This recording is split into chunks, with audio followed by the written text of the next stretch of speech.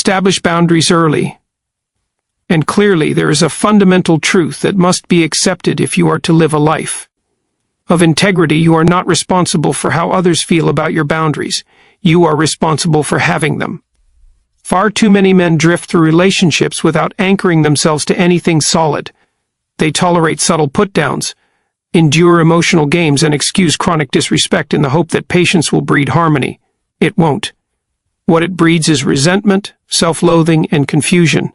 If a woman doesn't respect you, it is often because you haven't respected yourself enough to define where the line is and to enforce it. And if you don't have a line, what are you? You become a void, a space others fill with their whims and manipulations. Boundaries are what give shape to your character. Without them, you're not being kind, you're being invisible. What are boundaries really? A boundary is not an ultimatum. It is not a threat. It is a moral and psychological framework that defines who you are, what you will tolerate, and how you expect to be treated. A man without boundaries is like a country with no borders, vulnerable, chaotic, and easily invaded.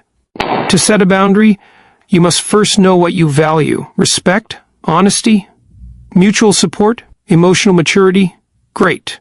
Now ask yourself, how do I respond when these values are violated? Do I remain silent for fear of conflict? Do I pretend it's no big deal? That's not tolerance. That's self-abandonment. When you articulate a boundary, you are not being difficult. You are being honest. You're telling the world, this is where I stand. If you want to be part of my life, these are the terms that protect both of us. The power of early clarity. Many men fall into the trap of thinking they can establish boundaries after a relationship becomes serious. That's backwards. Boundaries are not retroactive. They must be laid out early, subtly but firmly, through your behavior, your language, and the standards you live by.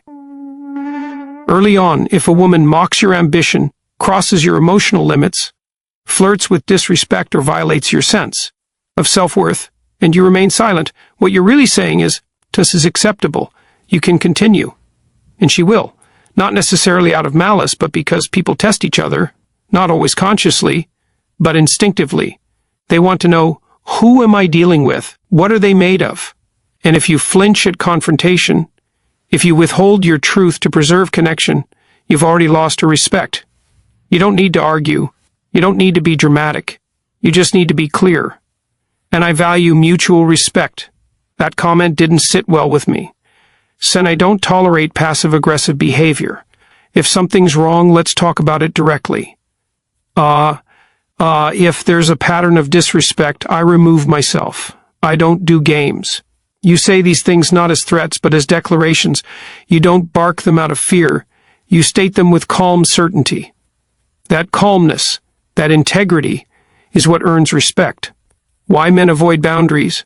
Men avoid boundaries for one of two reasons: fear of loss or fear of conflict. But avoiding short-term discomfort only guarantees long-term damage. You lose more by staying silent than by speaking your truth and walking away if necessary. Ask yourself this: would you rather lose someone who doesn't respect you, or lose yourself in a relationship where you are constantly diminished? That's the real cost of avoiding boundaries. You pay for it with your peace, your self-esteem, your masculinity. And over time, that price is unbearable.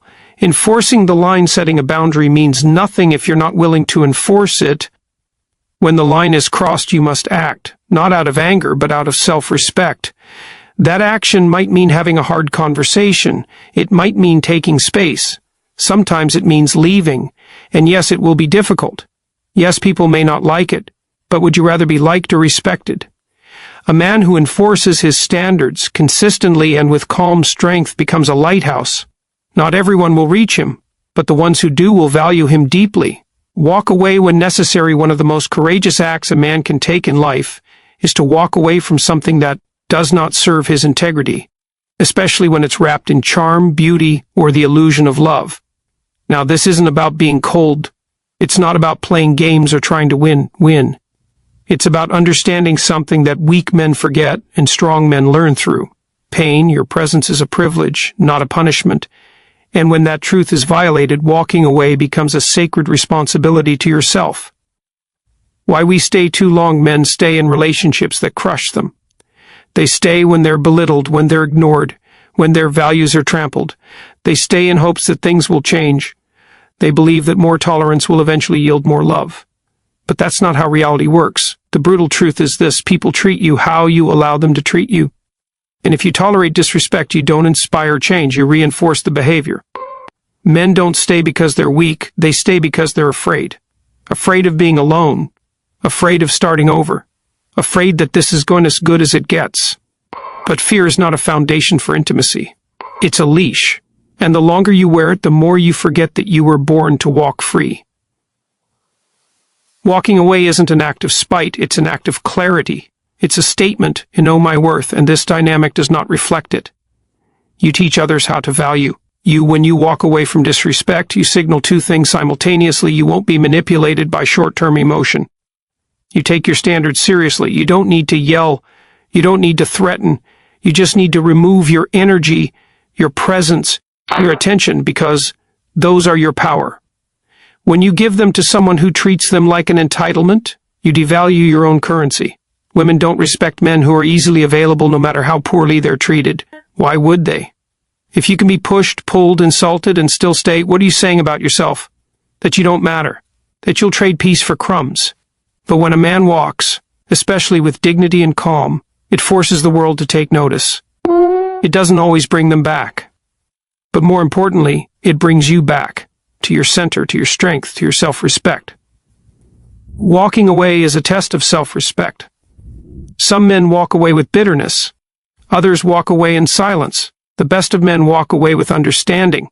Not every woman is malicious, but some are immature, confused, or emotionally chaotic. And if you stay trying to fix or save someone who repeatedly disrespects you, you're not helping, you're enabling. Let's be very clear, you're not responsible for healing someone who refuses to grow.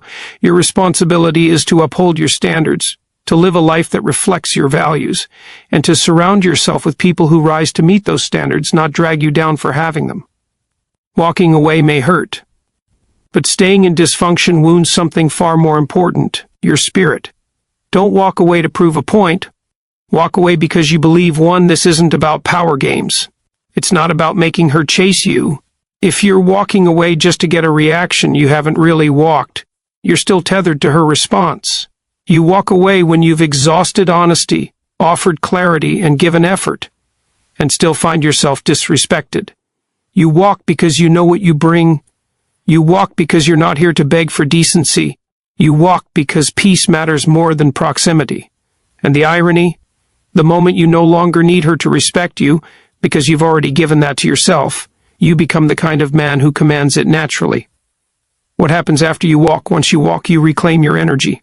You begin to remember who you were before the confusion. You reconnect with your purpose. And you prepare yourself not for revenge, not for validation, but for something better. Something that mirrors your maturity, something that respects your clarity, something that calls you upward. But none of that is possible until you first let go of what insults your soul.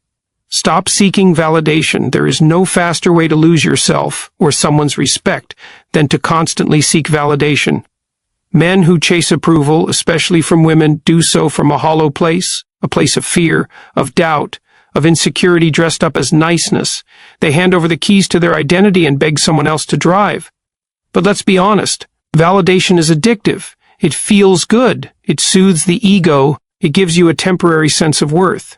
When she compliments you, laughs at your joke, replies quickly, or tells you you're different, it hits like a drug. But what happens when it stops? You collapse. And that collapse reveals the truth. You didn't actually believe in yourself. You were renting your value from someone else's attention. The trap of external worth. When you rely on a woman's attention to feel valuable, you're no longer living from a place of self-respect. You're performing. Every text you send, every word you speak, every outfit you wear becomes an audition. That's not confidence. That's dependency. And here's the uncomfortable truth. Women feel this. They may not articulate it, but they sense when a man is trying to earn affection instead of embodying his worth. It leaks out in your tone, your eyes, your body language. It repels the very respect you're craving. Why? Because when you seek validation, you tell the world you are unsure of yourself, that your center is shaky, that your identity is up for negotiation.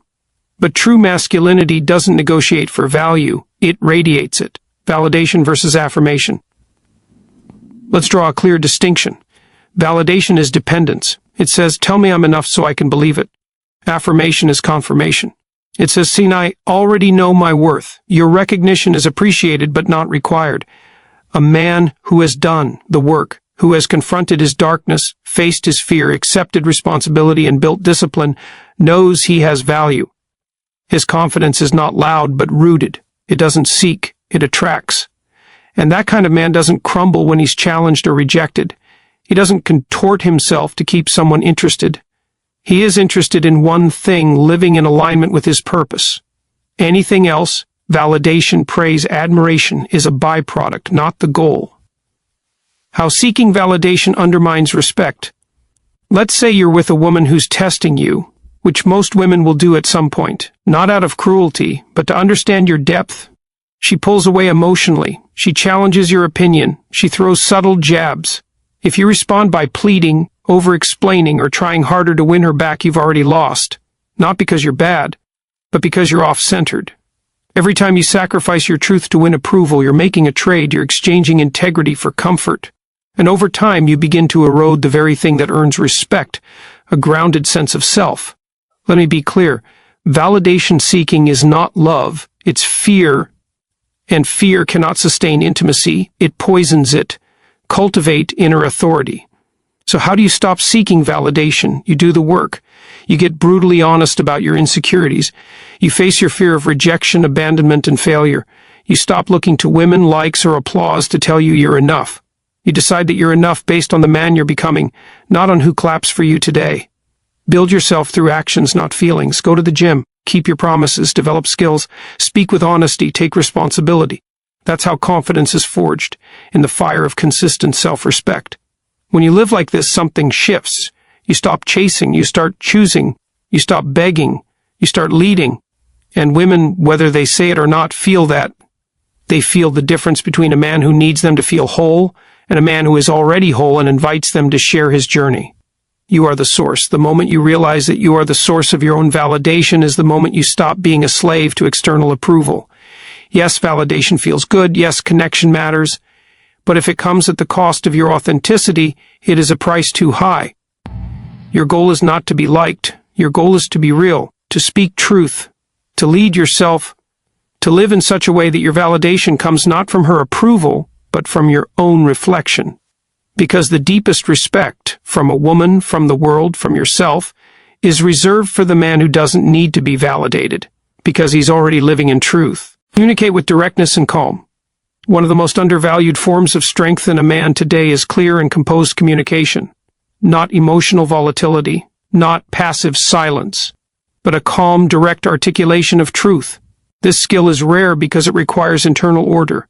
It requires that you've sorted yourself out enough not to let chaos rule your voice, that you've done the painful work of facing your fear of rejection, conflict, or being misunderstood. Most men haven't. And so, when they feel disrespected, they either explode in frustration or collapse into avoidance. Neither earns respect.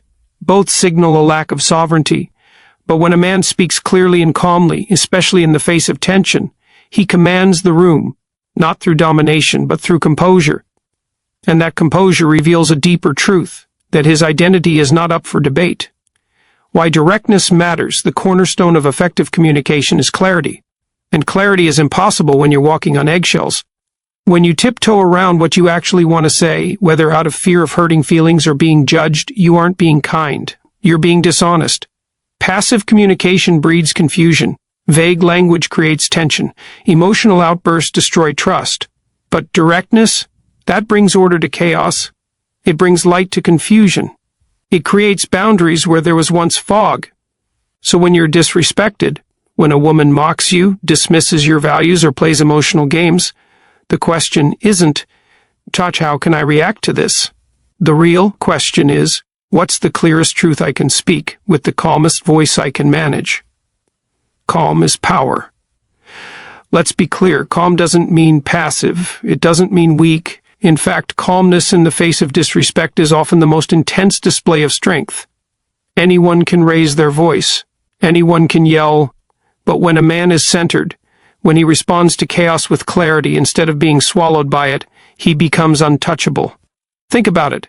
If she's trying to provoke you and you remain grounded in your truth, what happens? The dynamic shifts. You're no longer reacting, you're leading. And leadership, rooted in calm conviction, is magnetic. You don't need to control her, you don't need to punish her, you simply need to own your voice. I won't engage in shouting matches. If we're going to talk, let's talk like adults. And I'm not okay with being spoken to like that.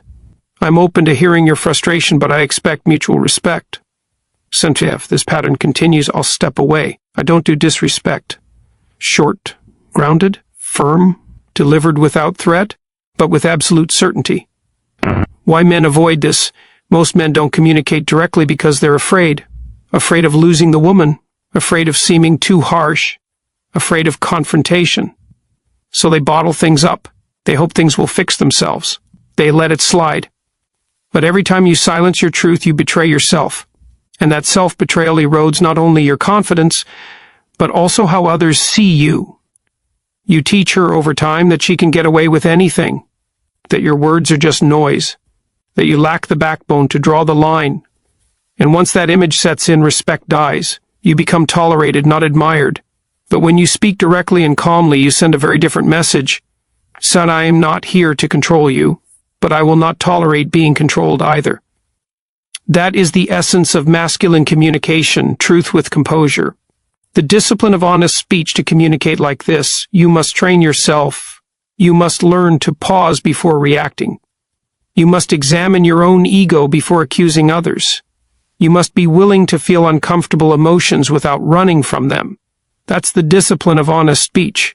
It's not just about what you say, it's about how you say it and why you're saying it. Are you speaking to control or to clarify?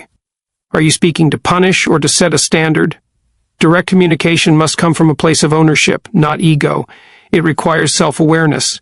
You must know what you value. You must know what you expect. And you must be willing to enforce those values with words first, before actions. If that fails, then yes, walk away. But always lead with clarity. Final words in a world full of noise, where people yell over each other and silence themselves in fear of conflict. Be the man who speaks calmly and clearly. Don't bark. Don't beg. Don't bite your tongue until resentment builds. Say what you mean what you say. Say it with calm conviction. And watch how respect follows. Develop emotional independence. There is no freedom, no dignity without emotional independence. A man who cannot regulate his emotional world will be ruled by it. He will be at the mercy of moods, reactions, and validation. And worse, he'll seek a woman not for partnership, but for stability, placing the burden of his inner chaos on her shoulders. That's not love. That's dependency. And dependency is the soil where resentment, manipulation, and disrespect grow. Emotional independence does not mean indifference. It does not mean being cold or shut off. It means you are your own center of gravity. It means your peace is not constantly being outsourced to someone else's approval or affection. It means you can be in love and still whole. You can care deeply, but not lose yourself. This is not an option for men. It's a requirement. The crisis of emotional dependency. Many modern men were raised without models of calm strength. They were told to be nice, but never taught to be powerful. They were told to listen, but not how to lead themselves. As a result, when they enter relationships, they look to women to meet every emotional need. They look to her for happiness, security, confidence, identity. And when she pulls back, challenges them, or simply has a bad day, they collapse. They react with panic, anger, or neediness. Why? Because they never learned how to self-regulate. And here's the hard truth. A woman cannot respect a man who falls apart every time she pulls away. That doesn't make her cruel. It makes her instinctively honest. A man who doesn't know how to manage himself emotionally becomes another child to take care of. And no woman is romantically attracted to her own emotional dependent. Regulation is not repression. To be emotionally independent is not to suppress how you feel. Quite the opposite. It is to feel deeply, but not act impulsively. It's to acknowledge your inner turmoil without letting it define your actions or identity. Emotional maturity is this. So I feel the pain, I see the fear, I hear the insecurity, but I choose not to let them drive the car. You observe your feelings like a storm passing through the sky, but you remain the sky. This is a discipline. It requires self-awareness, reflection, and patience. You must stop blaming others, especially women, for how you feel. You must take responsibility for your own peace. Your emotions are your business, not hers, not society's, yours. And when you master that, you become stable, not rigid, not indifferent, but anchored. You become the eye of the storm, not the debris inside it. How emotional independence builds respect. Imagine you're in a conflict. She's upset, emotional, erratic, and instead of matching her chaos or collapsing in silence, you remain calm, present, centered. You acknowledge the emotion, but you don't react to it. You don't seek to fix her mood to feel safe. You don't abandon yourself to avoid her disapproval. You stay grounded. That's power. That's leadership. That's what earns respect. Not because you're controlling her, but because you are in control of yourself. Emotional independence makes you a better communicator, a better partner, a better man. It allows you to speak truth without fear, to listen without defensiveness, to walk away when necessary, not out of anger but out of principle. And perhaps most importantly, it frees you from the trap of being emotionally blackmailed or manipulated. When someone knows they can push your buttons to get a reaction, they will. But when there are no buttons to push, the game ends, building the core. So how do you build emotional independence? Create a routine. Discipline brings order to your nervous system. Gym, sleep, work, meditation. These aren't luxury habits, they're mental armor. Process your pain privately. Journal, reflect, get therapy. Speak with wise men. Don't dump your chaos on your partner. Transform it before it arrives. Practice detachment, not from love, but from outcome. Learn to hold space for uncertainty without losing your center. Develop mission-first thinking. Live for something beyond her. When your purpose is clear, you stop making her your God. She becomes your partner, not your anchor. Lead with principles, not emotion. A man who lets emotion dictate his actions will always live beneath his potential, and worse, he will forfeit the respect of those who depend on him to lead. When you're emotionally reactive, you don't lead. You chase. You don't stand firm. You adapt to please. You don't uphold boundaries. You soften them to avoid discomfort. And in doing so, you become exactly what repels respect, a man who cannot be trusted to stand for anything. But a man who leads with principles, that is, with clearly defined values that do not shift based on mood, pressure, or emotional turbulence, becomes a pillar, not just to the people around him, but to himself. He becomes someone whose actions are predictable, whose word is reliable, and whose presence brings order. This is the essence of masculine leadership, and it is non-negotiable if you want to command respect, especially in your relationships with women. Why emotion-led men fail? Let's start with what happens when you let emotions run the show. You feel disrespected, so you lash out. You feel lonely, so you chase validation. You feel fear, so you abandon your standards. You feel hurt, so you sulk or retaliate. What do all these actions have in common? They're reactionary, not responsible. They are driven by the moment, not by your mission, and women, whether they articulate it or not, will instinctively lose respect for a man who is ruled by how he feels, rather than what he believes. That doesn't mean you become emotionless. It means your emotions inform you, but they do not lead you. You still feel, but you act according to your principles. Principles are your compass. Principles are your internal code. They define what you will and won't tolerate. They protect you from compromising your soul for short-term comfort. And they guide you when the path is unclear. A man without principles is dangerous, to himself and others. He might appear adaptable or nice, but under pressure, he will crumble or conform. He will become whatever others need him to be, rather than standing tall in what he is. Ask yourself, do you know your non-negotiables in a relationship? Do you act with integrity even when it costs you?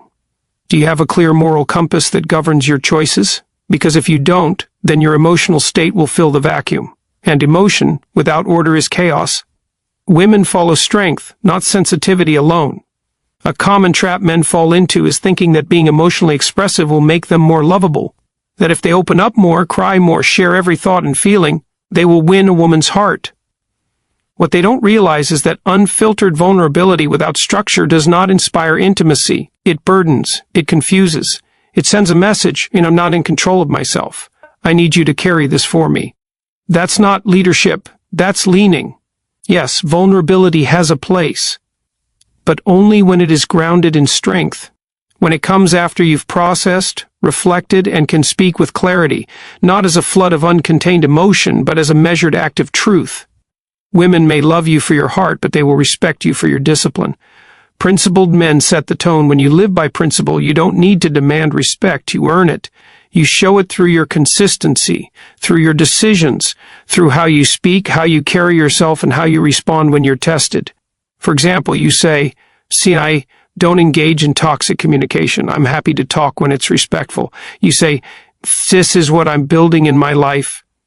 If that aligns with you, great. If not, I wish you the best." You say, "I love you, but I won't betray myself to keep you." These are not emotional responses. They're principled stands. And, ironically, the more grounded you are in your values, the more admiration you draw, not because you're controlling, but because you're anchored. The world is starving for male integrity. We live in a time where many men are told to be more emotional, more agreeable, more adaptable. But what we truly need, what women, families, communities, and cultures need, are men who lead with truth, who uphold boundaries, who speak with clarity, who walk away when their values are violated, not out of bitterness, but out of loyalty to something higher. That is the man who reshapes his relationships, who commands respect without ever raising his voice, who inspires others, not by being perfect, but by being consistent in his imperfection. Final words. When you lead with emotion, you are a slave to the moment. When you lead with principle, you are a steward of your future. Choose the harder path. Choose the grounded one. Lead not with your fear, not with your frustration, but with your values, your truth, your center. And let that be the standard by which you live, and by which you are respected.